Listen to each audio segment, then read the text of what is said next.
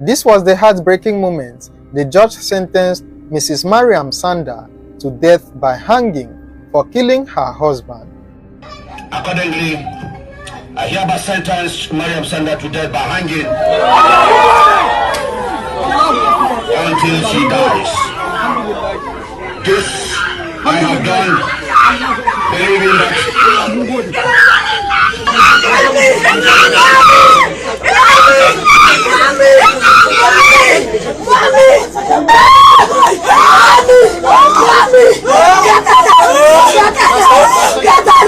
this case was one of the most televised or followed up cases in Nigeria, particularly because the victim was the nephew of a high-profile person in the country. At the same time, the suspect also had a powerful and well-connected mother. It all started on the night of November 18, 2017, when one Ibrahim Mohammed visited his friend Biliaminu Bello and his wife Mariam Sanda at their residence in Maitama, Abuja, the capital city of Nigeria. While there, Ibrahim and Biliaminu spent time in the sitting room, watching TV and smoking shisha. Some minutes later, Mariam came downstairs to call her husband, Biliaminu, to join her upstairs, which he did. A few minutes later, Ibrahim, who was still downstairs, began to hear some noises upstairs, but he didn't make a big deal out of it. The noise and commotion went on for quite a while, until Mariam sent someone to come and call Ibrahim downstairs. When Ibrahim went up to see what was going on, to his greatest surprise, he saw the couple holding each other's clothes on the neck as they dragged and quarreled. Ibrahim, who was both shocked and confused by what he witnessed, told the couple to stop the fight and then asked Mariam what was going on. Mariam then asked him to tell his friend Biliaminu to divorce her right away. This came as yet another surprise to Ibrahim, but this was just the beginning of the drama, which would later end in a life-changing tragedy. Ibrahim pleaded with Mariam to let go of her husband and to exercise patience so that they could sort things out, but Mariam replied that she was not going anywhere until Biliaminu divorced her. When Mariam finally let go of her husband, she reportedly picked up a bottle by the side of the door and then broke it on the wall. She went straight towards her husband and attempted to use it on him, but Ibrahim quickly intervened by holding her hands, which allowed Biliaminu to go from behind and collect the broken bottle from her. After collecting the broken bottle, Biliaminu went downstairs to dispose of it, while Ibrahim closed the door and tried to talk Mariam into stopping the fight with her husband. Unfortunately, Mariam turned deaf ears to all pleas and then vowed that she wouldn't stop until Biliaminu divorced her that night. She went on to threaten that it was either he divorced her or she would cut off his manhood. As Ibrahim continued to plead with her, Biliaminu entered the room once again and Mariam immediately followed him, insisting that he must divorce her that night. Biliaminu was said to have kept quiet throughout the whole commotion and provocations. Now, seeing that her husband was ignoring her, Mariam got more upset. She picked up a perfume bottle and then broke it on the table. She approached Biliaminu once again to use it on him, but he held her hand and then collected the bottle from her. The couple reportedly began hitting each other until Biliaminu pushed her on the bed and then went downstairs, but Mariam immediately followed him.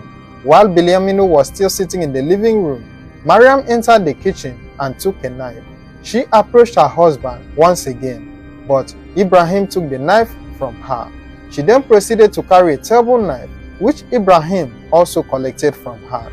It was said that Mariam attempted to pick a knife about 3 or 4 times that night. Biliaminu was reported to have suffered minor cuts and injuries while trying to disarm his wife.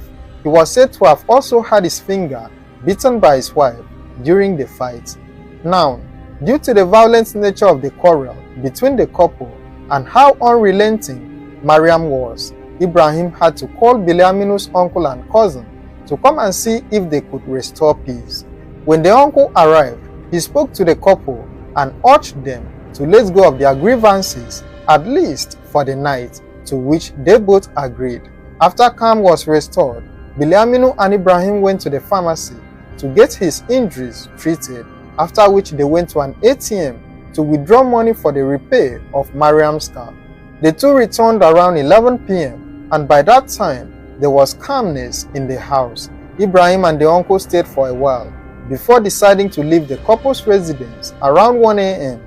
that night. Bilyaminu, who escorted the two visitors to see them off, told them that he did not want to return to the house until Mariam was asleep. Ibrahim got home that night, but some hours later, he received a call from Bilyaminu's brother asking him to come to Maitama Hospital that his friend Bilyaminu was dead. Ibrahim rushed down to the hospital where he saw his friend lying on a bed with a stab wound on his chest, shoulder and thigh, and also bite wounds on his stomach. Both families of the couple were present at the hospital. After Bilyaminu's corpse was deposited in the mortuary, the family left for the police station to file a report. However, while on their way to the station, Mariam's mother and brother, together with the policeman in their car, were said to have diverted to the couple's residence. The policeman who followed the two to the house was made to stand outside in front of the car while the mother and brother went upstairs. Mariam was said to have confessed to stabbing her husband to the doctors, but later changed her story when asked to write a statement at the police station. Bilyaminu Bello was the nephew of a one-time chairman of the People's Democratic Party, PDP, Alhaji Habiru Bello.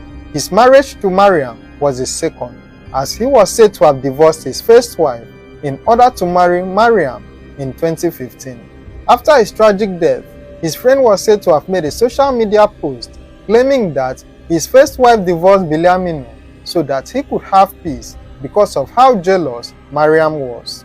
The couple had been married for over 2 years and they had a daughter between them who was still being breastfed at the time the tragic incident took place. Mariam was also 3 months pregnant with their second child at the time. Just like Bilyaminu, his wife Mariam Sanda was also from a rich and influential family. She was the daughter of Mrs. Maimuna Aliyu, a former executive director of ASO Savings and Loans. Friends said that Bilyaminu felt like a prisoner in his own marriage and that Mariam was obsessed with him. She would call him within 30 minutes and an hour after leaving the house to hang out with his friends. Because of this, the friends developed the habit of visiting him in his house. The couple's marriage was said to have been filled with quarrels and domestic abuse, but no one would have ever imagined how badly it would end. After they arrived at the police station, the police commissioner was said to have instructed the officers to visit the couple's residence for investigation. When the police arrived at the couple's Maitama residence, they and some family members were shocked to find out that the house had been cleaned up. The victim's blood had been mopped up and the murder weapon made to disappear. However, flower vases and pots were broken and scattered on the floor to corroborate Mariam's statement at the police station. This came as a surprise because there were other people in the house before and after the tragic incident. It was at that point that it became clear to Ibrahim that the diversion made by Mariam's mother and brother while heading to the police station was for them to go and manipulate the crime scene and also hide incriminating evidence. The police arrested Mariam, her mother, her brother, and house help. Mariam was charged with the murder of her husband, while the other 3 were accused of causing the evidence of the offense to disappear by cleaning the blood from the crime scene with the intention of shielding Mariam from legal punishment. They were arraigned in court 5 days after the incident, and this marked the beginning of a long and controversial legal battle that would take over 2 years to conclude. Mariam was a nursing mother and also 3 months pregnant when she was arraigned in court. She delivered her second baby girl during the trial. The judge granted bail to the 3 other accused persons but rejected all bail applications filed for Mariam until she had a major health concern. Interesting things happened during the trial. One witness was said to have disappeared after arriving at the court, while Mariam's lawyers also withdrew from the trial. In January 2019, over 1 year after Bilyaminu's death, Mariam took the stand to give her own account of what happened that night. She told the court that on that particular evening in November 2017, she took her husband's phone to make a call, and while going through it, she discovered the nude picture of a lady on the phone. She then went downstairs to call the deceased so that they could talk about it. In the course of the discussion, things escalated and they got into an intense argument. She claimed that the argument continued late into the evening and that around 11 p.m. she went downstairs to take her phone charger from the living room. While about to do so, her husband pushed her and she fell and broke his shisha bottle, causing the water inside to spill on the floor. Bilyaminu then tried to pin her to the ground, but he accidentally slipped and landed on the broken shisha bottle. She claimed she removed the broken bottle from her husband and then covered the wound with her scarf before rushing out to call for help. Mariam denied threatening to stab her husband with a knife and also labeled the testimony given by Ibrahim and the other people present in the house as false. However, her claim of Bilyaminu falling on a broken shisha bottle was disputed when witnesses testified that the shisha bottle was unbroken on the morning of the incident before the police arrived, which meant that it was only broken after Bilyaminu's death. An autopsy could not be carried out, and the alleged reason was that the crime scene had been cleaned up before police arrival. Mariam's mother, her brother and house help pleaded not guilty and were set free by the judge. The police couldn't find the murder weapon nor an eyewitness who would testify to seeing Mariam murder her husband that night. However, the judge used the testimonies of Ibrahim and others, as well as the doctrine of last seen, which states that the last person to be seen with the victim bears full responsibility for what happened to the victim.